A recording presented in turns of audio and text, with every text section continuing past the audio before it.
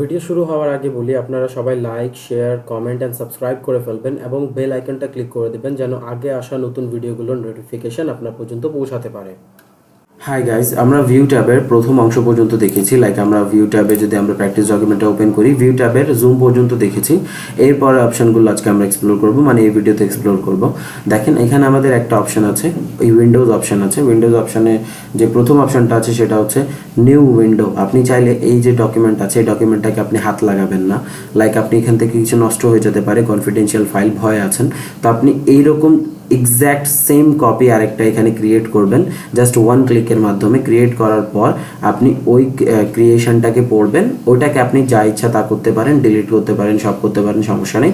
আপনি নিজের মেইন ডকুমেন্টটাকে হাত দিবেন না, ঠিক আছে? তো এরকম কনফিডেন্সিয়াল ফাইল অনেক হতেই পারে, স্বাভাবিক। বা আপনি একটা দুইটা এরকম করে দেখতে পারেন যে আপনি অনেক রাফভাবে দেখতেছেন, আপনার ভয় আছে কোনো রকমের ডকুমেন্ট হারিয়ে যেতে পারে বা কোনো রকম সমস্যা হতে পারে, ঠিক আছে? তাহলে নিউ ডকুমেন্টে ক্লিক করবেন, অ্যাজ ইট ইজ একটা কপি রেডি হবে। দেখেন এখানে নাম লেখা আছে প্র্যাকটিস ডকুমেন্ট ডক্স 2। এর আগে কিন্তু আমাদের ছিল প্র্যাকটিস ডকুমেন্ট ডক্স 1, ঠিক আছে? এই যে 2টা আছে, এই 2টা আমাদের একটা কপি রেডি হয়েছে। এই কপিকে আপনি যেভাবে ইচ্ছা সেভাবে ম্যানিপুলেট করেন। এই হচ্ছে আপনার একটা নিউ ডকুমেন্ট। আপনি যেভাবে ইচ্ছা একদম সেম আছে, যা আছে ওখানে সেম এখানেও আছে। আপনি যেভাবে ইচ্ছা সেভাবে ম্যানিপুলেট করেন, ডিলিট করে দেন, কাটেন, ছেড়েন, এডিট করে দেখেন কোনটা সুন্দর লাগতেছে না লাগতেছে, প্র্যাকটিস করেন, করার পর আপনি ডিলিট করে দেন, এটা ডিলিট হয়ে যাবে, কোনো সমস্যা নেই। বাট এটাকে যদি আপনি কোনো রকম, এটা আমাদের মেইন ডকুমেন্ট, এটাকে যদি আপনি কোনো রকমের হাত দেওয়ার চেষ্টা করেন তাহলে আপনাকে সমস্যা হতে পারে, ঠিক আছে? তো এই হচ্ছে আমাদের new Windows option. New Windows on করে নিউ একটা উইন্ডো ওপেন করবেন, সেম এক্স্যাক্ট এটার মতো করে আপনি ওটাতে কাজ করতে পারবেন বা দেখতে পারবেন, ম্যানিপুলেট করতে পারবেন যেভাবে ইচ্ছা সেভাবে, ঠিক আছে? তারপর আছে অ্যারেঞ্জ অল। আপনি যদি এরকম করে আরেকটা ওপেন করেন, ঠিক আছে, আর আপনি চাচ্ছেন সবগুলো একসাথে অ্যারেঞ্জ করতে, তাহলে জাস্ট আপনার কাছে এখন কয়টা আছে? একটা, দুইটা, তিনটা, ঠিক না? তিনটা আছে। আপনি এখন যদি এখানে অ্যারেঞ্জ অলে ক্লিক করেন, দেখেন তিনটা একই স্ক্রিনে চলে আসবে, ঠিক আছে? দুইটা আসছে আপাতত, তিনটা আসেনি। বাট আপনি অ্যারেঞ্জ অল করলে সবগুলো একসাথে চলে আসবে, ঠিক আছে? আপাতত এখানে দুইটা আসছে, আপনি চাইলে অ্যারেঞ্জ অল করবেন, সবগুলো একসাথে চলে আসবে। সবগুলো না আসলেও দুইটা অ্যাটলিস্ট আসবে, ঠিক আছে? দুইটা অ্যাটলিস্ট চলে আসবে অ্যারেঞ্জ হয়ে একটা স্ক্রিনের মধ্যে। তারপর আমি এটাকে বড় করে নিই আবার। হ্যাঁ, তো এই হচ্ছে আমাদের অ্যারেঞ্জ অল অপশনটা। তারপর আছে স্প্লিট। আপনি একটা ডকুমেন্টকেই একই স্ক্রিনে দুইবার স্প্লিট করে দেখতে পারবেন।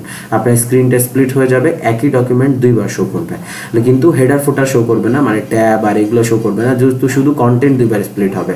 জাস্ট স্প্লিটে ক্লিক করেন, দেখেন এই যে দুইবার কন্টেন্ট স্প্লিট হয়েছে, নিচে একবার আর এখানে একবার, দেখেন এটা স্প্লিট হচ্ছে। আপনি চাইলে একটা একটা ইন্ডিভিজুয়ালি স্ক্রল করে করে দেখতে পারবেন। এটা আমরা ওই যে রিচেক করার জন্য, ডাবল ক্রস চেক করার জন্য করি আর কি, ঠিক আছে?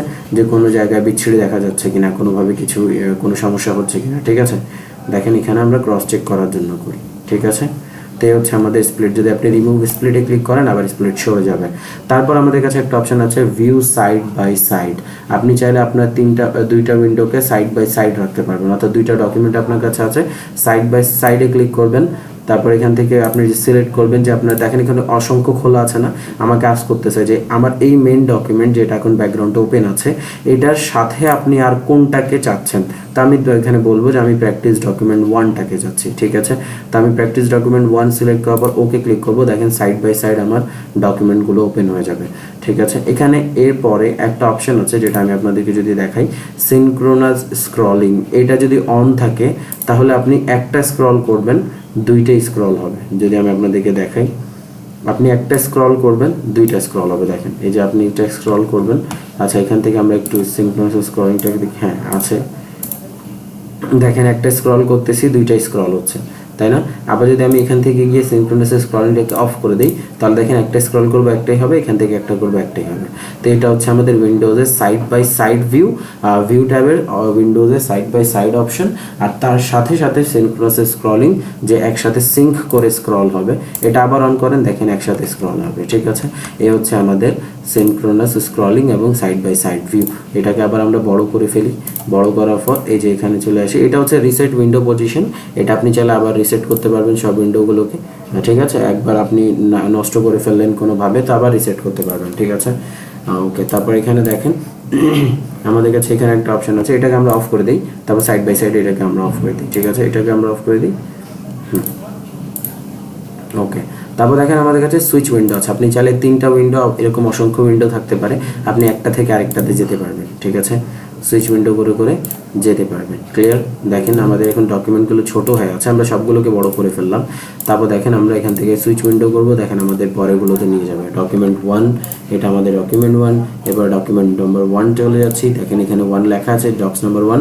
আমি যাতে যাচ্ছি 2 নাম্বারে, দেখেন 2 নাম্বার এসে পড়লাম, দেখেন ডক নাম্বার 2 তে নিয়ে আসছে আমাকে। ঠিক আছে?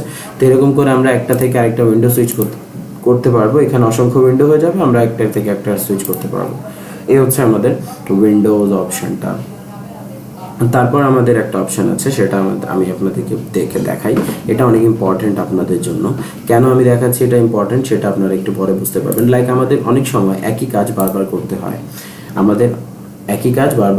করতে হয়, তো সেটার জন্য আমাদের একই সেটিং বারবার দরকার পড়ে। তো সেটাকে আমরা কি করব, বারবার করব, মানে আমাদের টাইম তো অনেক ইম্পর্টেন্ট, তাই না? আমরা তো নিজের সময়টাকে অবশ্যই বাঁচাবো। তো আমরা এটা কি বারবার করব, একই সেটিংসটা বারবার চেঞ্জ করা, এটা তো হ্যাসেলফুল হবে, তাই না? তো আমরা এখানে ইউজ করব ম্যাক্রো নামের এই অপশনটাকে। ম্যাক্রোস হচ্ছে আপনার যে কিছু মুভমেন্ট আছে এগুলোকে সেভ করে রাখে, পরে আপনাকে সেম ধরনের সেটিংস এনে আবার দিতে পারবে। ঠিক আছে? একদম 1 ক্লিকের মাধ্যমে। তো আমরা কিভাবে করব চলেন আমরা দেখি। এখানে কি লেখা আছে, হোমে ক্যালিব্রি বডি, ফন্ট নাম্বার 12 আছে। তারপর আপনি যদি এখান থেকে লেআউট ট্যাবে যাওয়ার পর দেখতে পারবেন এখানে মার্জিনেশন কি করা আছে, নর্মাল, ওরিয়েন্টেশন আছে, পোর্ট্রেট, সাইজ আছে, লেটার সাইজ সিলেক্ট করা আছে। আমাদের A4 দরকার পড়তেই পারে, স্বাভাবিক।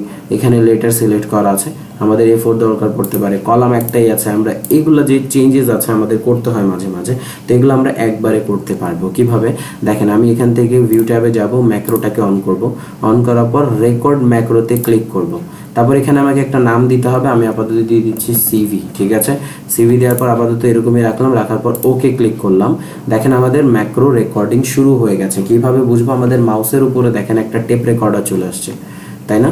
আর এখানে দেখেন এই যে মাউস এখানে রেকর্ড হচ্ছে, ম্যাক্রো ইজ রেকর্ডিং, এই macro is currently recording, click to stop recording. এই যে নিচের দিকে, বাম দিকে, নিচের দিকে দেখেন এটা অন হয়ে আছে। তো আমরা এই যে দেখতে বুঝতে পারতেছি ম্যাক্রো অন হয়ে গেছে। কিভাবে কি করব চলেন এবার আমরা করি। আমরা এখান থেকে করি হলো, এখান থেকে এটাকে টাইমস নিউ রোমানে সিলেক্ট করি, টাইমস নিউ রোমান। তারপর দেখেন আমরা এখানে টাইমস নিউ রোমান চেক করলাম, দেন আমরা এখান থেকে আমাদের সাইজটাকে চেঞ্জ করবো। আমরা বলবো এটাকে ডিফল্টভাবে 11 নাম্বার সাইজ থাকবে। ঠিক আছে? তারপর আমরা এখানে আর কিছু করলাম না আপাতত, এখান থেকে নর্মাল স্পেসিংই রাখলাম, সব কিছু নর্মাল রাখলাম। তারপর আমরা লেআউট ট্যাবে চলে যাচ্ছি, যাওয়ার পর দেখেন মার্জিনেশনে আসলাম, মার্জিনেশন করে আমরা ন্যারো ক্লিক করলাম।